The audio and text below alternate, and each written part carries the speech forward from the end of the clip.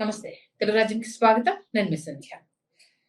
కేంద్రంలో ప్రెజెంట్ విపక్షంలో ఉన్న కాంగ్రెస్ పార్టీ దూకుడు పెంచిందా?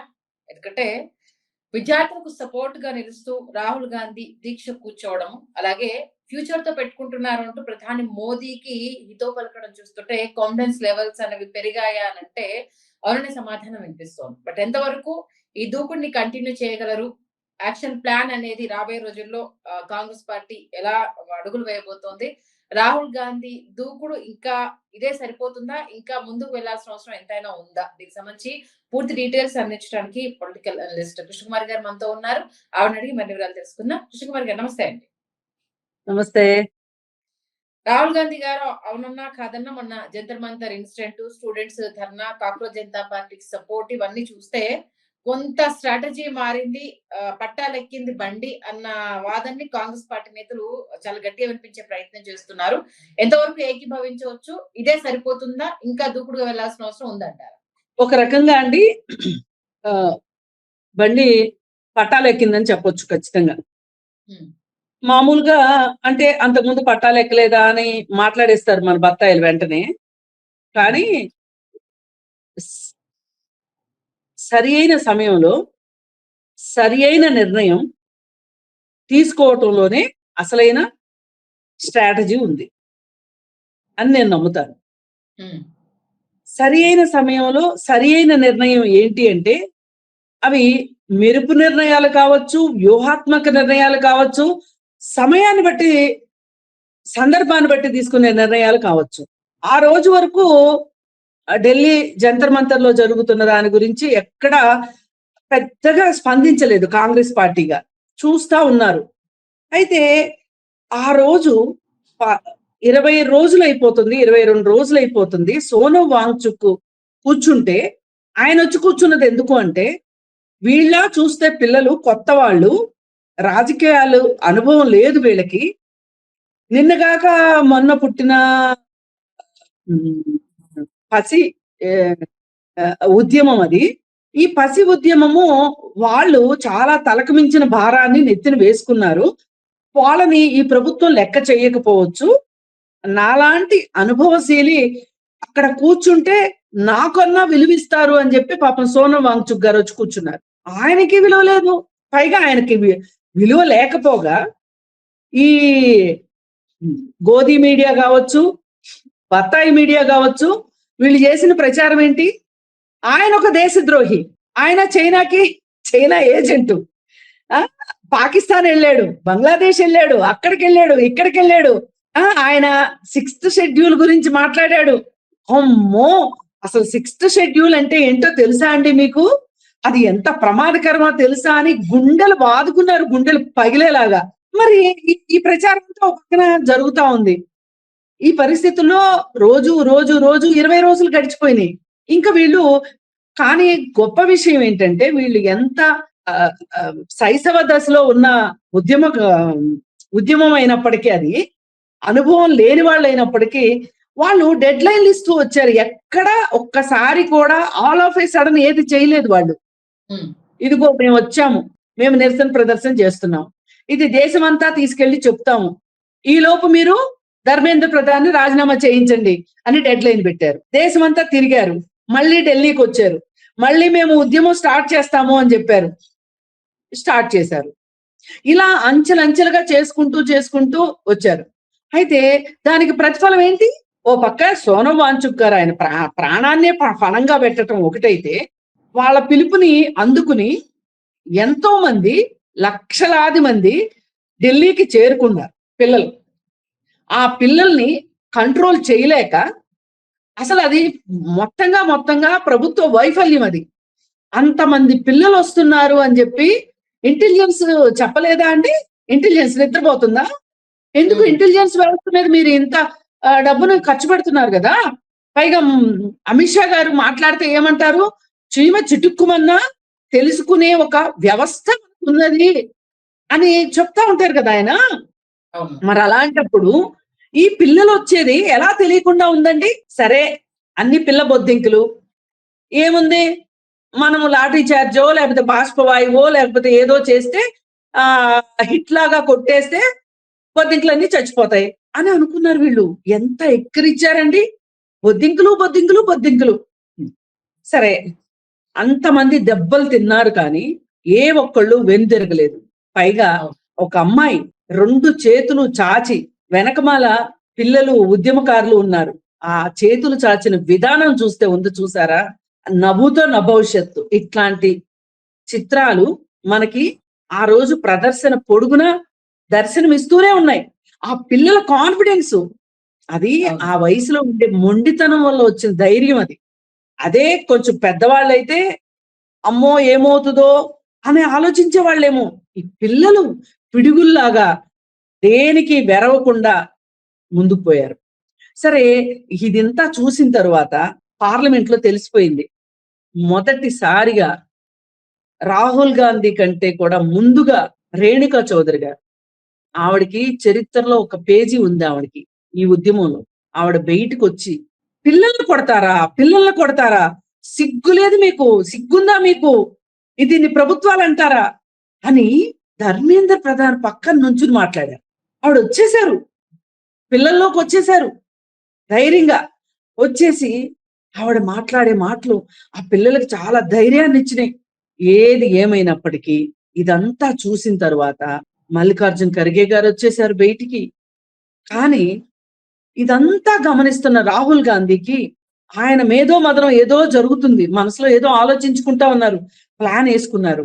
అదేంటి అంటే, ఒక మెరుపు ఆలోచన, ఎవ్వరికి చెప్పకుండా, చడీ చప్పుడు లేకుండా ఇంటికి వెళ్ళిపోతున్న మనిషి ఆయన మార్గాన్ని మార్చుకుని మోదీ ఇంటి ముందుకు వెళ్ళి కూర్చున్నారు. అది గాని జరగకపోయి ఉంటేనండి, మోదీ ఇంటి ముందుకు వెళ్ళి కూర్చొని ఉండకపోయి ఉంటే, ఆయన కూడా లాఠీ దెబ్బలు తినకుండా ఉండి ఉంటే గనక ఆయన్ని చరిత్ర క్షమించేది కాదు.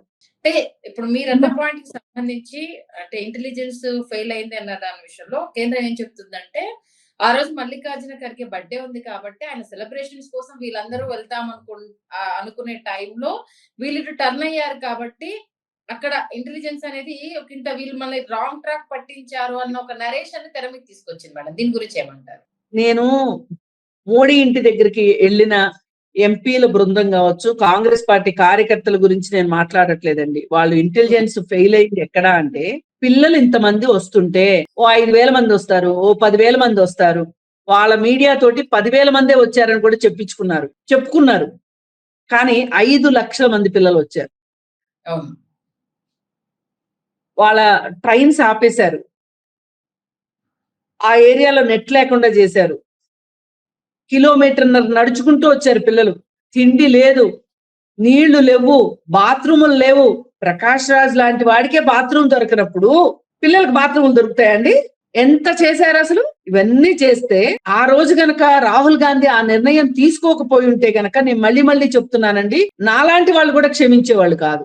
ఖచ్చితంగా రావాలి ఇక బయటికి అనే ఒక పరిస్థితి వచ్చింది. రాహుల్ గాంధీ ఆ నిర్ణయం తీసుకుని అక్కడ కూర్చున్నాడు, దెబ్బలు తిన్నాడు, రక్తాన్ని కళ్ళజోడటం గాని, దేశానికి అర్పించటం గాని వాళ్ళ కుటుంబానికి ఏం కొత్త కాదు. వాళ్ళ రక్తం చాలానే ఈ భారతదేశం కళ్ళ చూసింది ముత్తాతల దగ్గర నుంచి. సరే, ఆ రోజు ఆ నిర్ణయం తీసుకోవటం వల్లనే మొత్తం కథంతా మలుపు తిరిగింది. అప్పుడు ఇక ప్రభుత్వం అక్కడికి 2 రోజులు చూసింది. వాళ్ళని తీసుకెళ్లి ప్రియాంక గాంధీని, ఆమె ఒక ఎంపీ, ఆమెని మగ పోలీసుల చేత, అంటే ఏ మహిళనైనా సరే మగ పోలీసులు ముట్టుకోవటానికి లేదు ఎక్కడైనా సరే. మహిళా పోలీసులు వచ్చినాక ఆగాలి, వాళ్ళ దగ్గర వెయిట్ చేయాలి. కానీ అంటే వీళ్ళు ఎంత అవమానించాలో అంత అవమానిద్దామని డిసైడ్ అయిపోయి చేశారు. తీసుకెళ్లి స్టేషన్ లో పెట్టారు. ఆ తెల్లారి కూడా లేదు.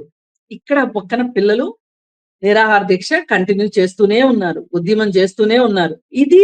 దీనిని ఆసరాగా చేసుకొని, ఢిల్లీలో జరిగిన దాన్ని ఆసరాగా చేసుకొని దేశం మొత్తం అన్ని చోట్ల దీనికి సంబంధించి సంఘీభావంగా ఉద్యమాలు నడిచినాయండి. మన తెలుగు రాజ్యం ఛానల్లోనే నేను మాట్లాడటం జరిగింది.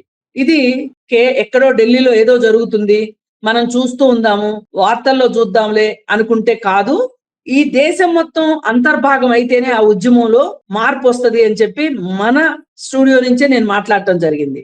అట్లాగే అన్ని చోట్ల హైదరాబాద్ లో వరుసగా ఉద్యమం, ఎక్కడో చోట నిరసనలు, ధర్నాలు, నిరాహార దీక్షలు, అలాగే ఇందిరా పార్క్ దగ్గర ధర్నా చౌక్ లో నేను భాగస్వామ్యంగా ఉన్న ఉమెన్ అండ్ ట్రాన్స్జెండర్ జేఏసీ తరఫున 3 రోజులు నిరాహార దీక్ష చేద్దాం అనుకున్నాం, రిలే నిరాహార దీక్షలు. కానీ పర్మిషన్ 1 రోజుకే ఇచ్చారు. అక్కడికండి అవాక్కైన విషయం ఏంటి అంటే, రాత్రి 9:30కి వచ్చిందండి మాకు పర్మిషన్. తెల్లారేసరికల్లా 10ంటికల్లా 11ంటికల్లా ఎక్కడి నుంచి వచ్చారో పిల్లలు, పుట్టలు పిల్లలు వచ్చేసారు. అయితే ఆ పిల్లలు మాట్లాడిన భావోద్వేగ ప్రసంగాలు చూస్తే ఇన్ని సంవత్సరాల అనుభవం ఉన్నా మేము పనికొస్తామా అసలు అనిపించిందండి. ఆ రోజు అంతలా మాట్లాడారు. నాయకులు ఎవ్వరూ మాట్లాడలా, కేవలం పిల్లలతోనే మాట్లాడిచ్చాం. అక్కడికి వాళ్ళేమి ఉద్యమాలతో సంబంధాలు ఉన్న పిల్లలు కూడా కాదు, జనరల్ స్టూడెంట్స్, సామాన్య విద్యార్థులు ఇలా జరుగుతుంది అని ఫేస్బుక్ లో చూసుకుని వచ్చేసారు. అయితే ఇదంతా, ఈ మార్పు రావటానికి కారణం ఖచ్చితంగా చాలా మంది చేత ఎగతాళి చేయబడిన బొద్దింకల పార్టీయే. ఈ బొద్దింకల పార్టీ ఒక రకంగా భారతదేశంలో ఉన్న పరిస్థితులకి వాళ్ళు తీసుకున్న నిర్ణయం ఏదైతే ఉందో, వాళ్ళు చేసిన ఉద్యమం ఏదైతే ఉందో అది ఒక రకంగా నిలువుట అర్థంలాగా కనిపించింది మొత్తంగా. అలాగే ఒక ఉత్ప్రేరకంగా పనికొచ్చింది. ఇవాళ దేశం మొత్తంలో కూడా ప్రతి ఒక్కళ్ళు అయితే మేము గొంతెత్తి మాట్లాడతాం, నిలదీస్తాం, ప్రశ్నిస్తాం అనేదాకా ఇవాళ అందరికి ఒక ధైర్యం వచ్చింది అంటే ఖచ్చితంగా ఈ ఉద్యమం ఇచ్చిన స్ఫూర్తినే చెప్పుకోవచ్చు. ఇది ఒక ఉత్ప్రేరకంగా, కెటలిస్ట్ గా పనిచేశారు వాళ్ళు. అయితే ఈ సందర్భంగా ఒక సానుకూల నిర్ణయం తీసుకుని, ఒక మెరుపు నిర్ణయంతో వ్యూహాత్మకంగా రాహుల్ గాంధీ అది చేయడము, ఆ తర్వాత ఆపకుండా పార్లమెంట్ లో కూడా తన దూకుడిని ప్రదర్శిస్తూ ఉన్నారు రాహుల్ గాంధీయే కాదు, ప్రియాంక గాంధీ కూడా దూకుడు ప్రదర్శిస్తున్నారు. ఇంకా రాహుల్ గాంధీ కంటే కూడా ప్రియాంక గాంధీ ఇంకొక అడుగు ముందేస్తుందనే చెప్పొచ్చు. ఎట్లా అంటే ఖచ్చితంగా ఇందిరాగాంధీ గుర్తొస్తుందండి. ప్రతిపక్షాన్ని గాని అధికార పక్షాన్ని గాని సందర్భాన్ని బట్టి ఆ ఇరుకును పెట్టే ఒక టెక్నిక్ ఉంటది, అది అందరికీ రాదు. ఆ విషయంలో పాపం రాహుల్ గాంధీ అయ్యో పాపం వాళ్ళని ఇరుకుని పెట్టడం కరెక్ట్ కాదు కదా అని చెప్పి ఒక రకమైన ఒక సాధు మెంటాలిటీలో ఒక సున్నిత మనస్కుడండి రాహుల్ గాంధీ, ఏ మాట కామాట. కానీ ప్రియాంక గాంధీ దగ్గర అది గాని ఎక్స్పెక్ట్ చేస్తే బొక్కబర్ల పడ్డట్టే ఎవరైనా సరే. మొన్న ఆవిడ ఎగ్జాంపుల్ చెప్తున్నా, గోమూత్రం దానికి సంబంధించి మాట్లాడుతూ ఆమె ఒకంత నవ్వుతూ సభ మొత్తాన్ని నవ్వులు పూయించి ఒక సీరియస్ ఇష్యూని ఎంత చక్కగా డీల్ చేసిందంటే, ఆయన నవ్వట్లేదు, ఎవరు స్పీకర్ నవ్వట్లేదు, ఓం బిర్లా గారు. నవ్వకపోతే ఏంటండి మీకు నవ్వు రావట్లేదు, ఆయనతో సహా గోదాలోకి లాక్కొచ్చింది ఆవిడ. ఆయనకేంటి, ఓ పక్కన కాంగ్రెస్ వాళ్ళు మాట్లాడుతుంటే వాళ్ళు జోకులు వేస్తే నువ్వు నవ్వుతావా అంటారేమోననే భయం ఒక పక్క, ఆయనకి గుండెల నిండా నవ్వు, కానీ పైకి వస్తే ఏమవుతుందో అని. కానీ ఆయన్ను కూడా వ్యూహాత్మకంగా నవ్వించిందంటే ఆ హావభావాలు కావచ్చు, కాన్ఫిడెన్స్ అండి. నేను మళ్ళీ ఇందిరాగాంధీని చూసిన ఫీలింగ్ వచ్చింది నాకైతే.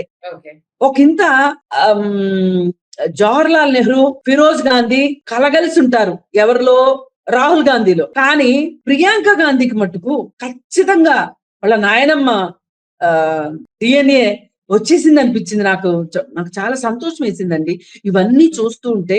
అమ్మయ్య పర్వాలేదు, ఈ దేశం ఇంకా కాస్త మనశ్శాంతితో ఉండొచ్చు, ఖండించగలిగే వాళ్ళు, మాట్లాడగలిగే వాళ్ళు, వ్యతిరేకించగలిగే వాళ్ళు, స్పందించే వాళ్ళు ఎక్కువయ్యారు. ఇప్పుడు ఈ 2-3 నెలల కాక్రోచ్ జనతా పార్టీ పెట్టిన దగ్గర నుంచి చూస్తుంటే అంతా కలిపి 2 నెలలు, ఈ 2 నెలల కాలంలో అందరికీ ఒక రకంగా ఒక ఉత్సాహాన్ని, ఉత్తేజాన్ని ఇచ్చిందనే చెప్పొచ్చు. అంటే ఇదే సరిపోతుంది అంటారా? ఇంకా కొంచెం దూకుడు పెంచాలి, ఇంకా వ్యూహాత్మకంగా వెళ్ళాలి అంటూ రాహుల్ అభిమానించే వాళ్ళు కావచ్చు, ప్రతిపక్షం నుంచి ఇంకా దూకుడుగా రావాల్సిన వాయిస్ ఇంకా రావట్లేదు అన్న ఒక వాయిస్ ని కావచ్చు వినిపించే ప్రయత్నం చేస్తున్నారు. దీని గురించి ఏమంటారు? చూడండి, ఒక రకంగా చూసుకుంటే రాహుల్ గాంధీ ఏ రోజు నోరు మూసుకుని లేడండి.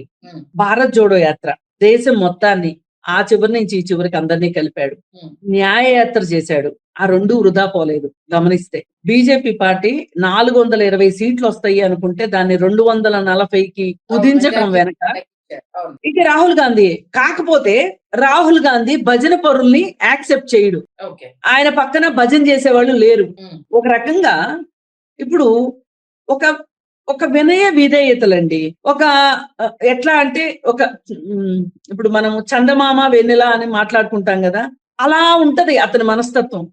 కానీ ఇవాళ కావాల్సింది దేశానికి ఒక బగబగమండే సూర్యుడు కావాలి. ఇవాళ ఆ బగబగమండే సూర్యుడు ఈ అక్క తమ్ముళ్ళలో లేదంటే అన్నా చెల్లెళ్ళలో వాళ్ళల్లో ఉన్నదని ఒక నమ్మకం వచ్చింది. పైగా కాంగ్రెస్ వాళ్ళు కూడా ఏ మాటకు ఆ మాట ఈ మధ్య చాలా కష్టపడి పనిచేస్తున్నారు. అందుకోసం ఏంటి అంటే ఇది ఏదైనా ఒక్కరి వల్ల అవ్వదండి. ఏదైనా సరే ఇప్పుడు అక్కడ అభిజిత్ దీప్కే కూర్చున్నంత మాత్రాన ఏమన్నా అవుతుందా? సోనం వాంగ్చుక్ కూర్చుంటేనే ఏమీ కాల. ఇది ఏదైనా సరే సమిష్టిగా పనిచేయాలి. కాంగ్రెస్ పార్టీ అయినా ఒక తాటి మీద వచ్చి సమిష్టిగా పనిచేయాలి. అలాగే వాళ్ళ పని విధానాన్ని కావచ్చు, వాళ్ళ పనిని కావచ్చు, నోరు తెరిచి నోరారా హర్షించిన వాళ్ళు కూడా లేరండి 12 ఏళ్లలో.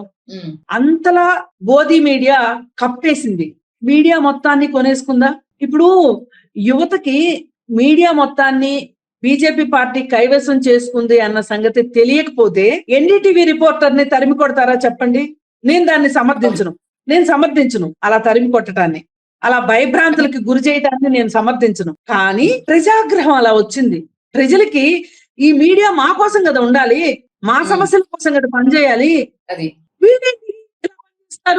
అసలు ఈ సంస్థలన్నీ సారీ చెప్పిన ఉదంతం కూడా మనం మాట్లాడాలి మేడం. ఇప్పుడు ఆ నిమిషానికి మీరు సపోర్ట్ చేశారు కాబట్టి బాధతో మిమ్మల్ని మేము గేలి చేశాము, బట్ ఏంటంటే మా ఉద్యమం సక్సెస్ అయింది కాబట్టి మీ పైన మేము ప్రవర్తించిన తీరు సమర్థించుకోవట్లేదు కాబట్టి సారీ అండి అంటూ కూడా ఎక్కడైతే అతన్ని ఇబ్బంది పెట్టారో అక్కడే సభాముఖంగా వాళ్ళందరూ సారీ చెప్పడం కూడా ఇక్కడ చెప్పుకోదగ్గ విషయం. ఇదండి అసలు ఉండాల్సిన ఒక హంబుల్నెస్ అంటే ఇది. అది ఒక వ్యక్తికి, ఒక సంస్థకో, ఒక వ్యక్తికో సారీ చెప్పినంత మాత్రాన మన గొప్పతనం ఏమి తగ్గిపోదు.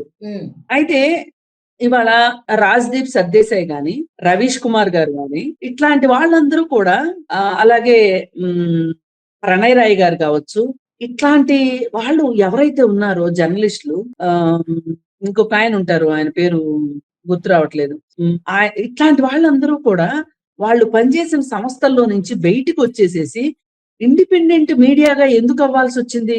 వాళ్ళకి మీడియాలో గొంతు లేదు కాబట్టి.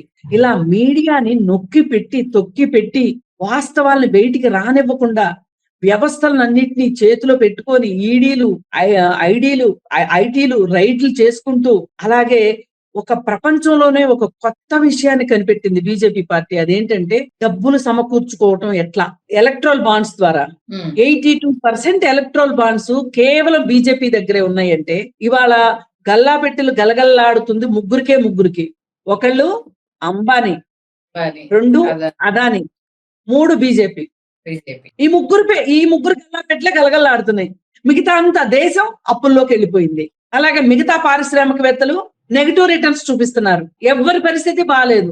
అతి తక్కువ కాలంలో అతి ఎక్కువ డెవలప్ అయింది ఎవరు అంటే అదానీ, బీజేపీ పార్టీ. మరి ఇది దేనికి సంకేతం? వేరే వారి ఆర్థిక మూలాల్ని నష్టం కలిగించి వాళ్ళని ఆ విషయంలో వాళ్ళని అశక్తుల్ని చేయడం, అలాగే ఈ మీడియా ద్వారా అసత్య ప్రచారాలు చేయటం, కాంగ్రెస్ పార్టీ పైన కావచ్చు, నాయకుల పైన కావచ్చు, ఇవన్నీ చేసి అసలు ప్రణయ్ రాయ్ లాంటి జర్నలిస్టు కి కేసులా అండి ఆయన పైన. పైగా ఎలక్షన్స్ టైంలో 2019 ఎలక్షన్స్ టైంలో నేషనల్ హెరాల్డ్ కేసు పెట్టి రాహుల్ గాంధీని, సోనియా గాంధీని ఈడీ విచారణల పేరుతోటి పొద్దున్నుంచి సాయంత్రం దాకా చేయటము, వాళ్ళ పార్టీ యొక్క బ్యాంక్ అకౌంట్ ని స్తంభింపజేస్తే వాళ్ళు కనీసం రైలు టికెట్లు కొనుక్కుంటానికి కూడా వాళ్ళ దగ్గర డబ్బులు లేవండి. అంటే ఇట్లా అష్ట దిగ్బంధనం చేసి అన్ని వైపుల నుంచి వీళ్ళు ఈ 12 ఏళ్లు పరిపాలన సాగించారు. దేశానికి పెద్ద గుండుసున్నా ఇవన్నీ కూడా ఇవాళ ప్రజలు గమనిస్తున్నారండి. యూత్ కి చాలా తెలియదు అనుకునేదాన్ని నేను, చాలా తెలియదు. కానీ యూత్ ఎంత గమనించబట్టేనండి 5 లక్షల మంది ఢిల్లీకి ఎట్లొచ్చారండి. లేకపోతే రకరకాల ప్రాంతాల నుంచి. పైగా ప్రజలు కూడా దీనిలో భాగస్వామ్యం అయినందుకు నాకు చాలా సంతోషంగా ఉంది. ఏంటి అంటే మీడియా ఎంత గొప్ప పాత్ర పోషించిందని. Independent media. ఓ పిల్లాడు శనగలు తింటున్నాడు రోడ్డు పక్కన కూర్చొని, పల్లీలో శనగలో తింటున్నాడు. ఏంటి అంటే మా అమ్మ నాకు ఇవే ఇచ్చింది అని. వెంటనే ఇది పోస్ట్ చేసిన వెంటనే ఎంత మంది ఫుడ్ ఆర్డర్ చేసి పెట్టారండి ఆ పిల్లల కోసం. ఎక్కడెక్కడి నుంచో వేరే దేశాల నుంచి కూడా ఫుడ్ ఆర్డర్ చేశారు. ఇదంతా ప్రజల భాగస్వామ్యం కాదు. ఇవాళ ఈ ఉద్యమంలో అందరి భాగస్వామ్యం ఉంది. కాకపోతే ఈ కాక్రోచ్ జనతా పార్టీ అనే ఒక పార్టీ ఒక విజిల్ బ్లోయర్ గా పనికొస్తుంది, ఒక ప్రెషర్ గ్రూప్ గా పనికొస్తుంది. అంతేగాని పూర్తి రాజకీయ పార్టీ హంగులు, రాజకీయ పార్టీ వ్యూహాలు, ఎత్తుగడలు, సిద్ధాంతాలు ఇవన్నీ ఉన్న పరిస్థితి లేదు ఈ రోజు. ఈ ఉద్యమం ఇలా ఉండవలసిందే. రేపొద్దున బీజేపీ పార్టీ ఓడిపోయి కాంగ్రెస్ పార్టీ అధికారంలోకి వచ్చినా సరే వీళ్ళు వాచ్ డాగులుగా పనిచేయాల్సిందే, ప్రశ్నించే గొంతుకలా ఉండాల్సిందే. వాళ్ళు కూడా ఏం చెప్తున్నారు, మేము ఎన్నికల్లో పోటీ చేయమని చెప్తున్నారు. కానీ ప్రెషర్ గ్రూప్ గానే ఉంటారు, వాళ్ళు ఉండాలి కూడా. ఇలాంటి గ్రూప్స్ లేక, ఇలా ప్రశ్నించే గొంతుకలు లేకనే ఈ 12 ఏళ్ళు ఆడిందాట పాడింది పాటగా చేశారు. ఒక్క యూనివర్సిటీ కట్టారా, ఒక్క కొత్త చట్టం తీసుకొచ్చారా? ఏం చేశారు అసలు ఈ 12 ఏళ్ళు? 80,000 పాఠశాలలు మూసేశారు, ప్రభుత్వ పాఠశాలల్ని. అంటే పేదల్ని చదువుకు దూరం చేయటమే. ప్రభుత్వ పాఠశాల లేదు అంటే ఆ ఏరియాలో ఉన్న పేదలు చదువుకోవడానికి అవకాశం లేనట్టే. ఆ పని చేశారు. ఇది సరిపోనట్టు ఇవాళ విజయ్ ప్రభుత్వం వారానికి ఒక రోజు చికెన్ బిర్యానీ పెడతానంటుంటే వెస్ట్ బెంగాల్లో మీరేం చేశారు? పెట్టే గుడ్డును కూడా ఆపేశారు. మీ కుట్రలు ఇలా ఉన్నాయి. ఇలాంటి పరిస్థితుల్లో ఇన్ని చేస్తూ ఉంటే ఇంకా చెప్పుకోవాలంటే మనకు సమయం సరిపోదు. ఈ పరిస్థితుల్లో రాహుల్ గాంధీ, ప్రియాంక గాంధీ, కాంగ్రెస్ పార్టీ ముందుకు రావాల్సిందే. ఇండియా కూటమి మరొకసారి బలపడాల్సిన సందర్భం వచ్చిందనిపిస్తుంది. బలపడకపోతే ఈ బీజేపీ పార్టీ చేస్తున్న అన్యాయాలకి, అకృత్యాలకి మటుకు దేశం మరొకసారి చివురుటాకులాగా వణకాల్సిన పరిస్థితి వస్తుంది. అది రాకుండా ఉండాలి అంటే ఒక వెన్నుముకతో ఈ దేశం నిలబడాలి. ఈ దేశంలో పుట్టిన ప్రతి బిడ్డకి తిండి, చదువు, వైద్యము, ఉపాధి రావాలి అంటే గనక మనసుతో ఉన్న నాయకులు కావాలి, హృదయం ఉన్న నాయకులు కావాలి. 56 అంగుళాల ఛాతీలుంటే సరిపోదు, ఆ ఛాతీల్లో ఒక హృదయం ఉండాలి, మనసు ఉండాలి. అలాంటి మనసు ఎన్నో సందర్భాల్లో కాంగ్రెస్ పార్టీ తనకుంది అని చెప్పి నిరూపించుకుంది. తప్పులు లేవా అంటే ఉన్నాయి, కానీ వాటిని మనము గుణపాఠాలుగా తీసుకొని ఇవాళ కాంగ్రెస్ పార్టీ ముందుకెళ్తే గనక, కాంగ్రెస్ పార్టీ ఒకటే అని కాదండి, ఇండియా కూటమిగా ముందుకెళ్తే గనక ఈ దేశానికి పట్టిన పీడ వదులుతుంది. ఈ డ్రామా ఆర్టిస్టులు కనుమరుగు అవుతారు అని చెప్పి నేను బలంగా విశ్వసిస్తున్నాను. ఖచ్చితంగా మీరు అనుకున్న అపూర్వ వైభవం కాంగ్రెస్ కి రావాలి. అందుకు వచ్చిన అవకాశాన్ని, అలాగే విద్యార్థి లోకానికి మేము ఎప్పుడు సపోర్ట్ గా ఉంటాము అన్న స్ట్రాంగ్ మెసేజ్ కనుక వాళ్ళలోకి వెళ్ళిపోతే ఆ యూత్ అంతా ఇటువైపు టర్న్ అవుతారు. అది చాలా పెద్ద ప్లస్ పాయింట్ అవుతుంది. చూద్దాం మరి దీన్ని రాహుల్ గాంధీ గారు రాబోయే రోజుల్లో అక్క తమ్ముళ్ళు ఇద్దరు కలిసి ఎలాంటి యాక్షన్ ప్లాన్ తో ముందుకెళ్తారు, కాంగ్రెస్ పార్టీ పూర్వ వైభవాన్ని తీసుకొస్తారని మంచి సుదీర్ఘ విశ్లేషణ అందించారు. థ్యాంక్ యూ కృష్ణకుమారి గారు. Thank you.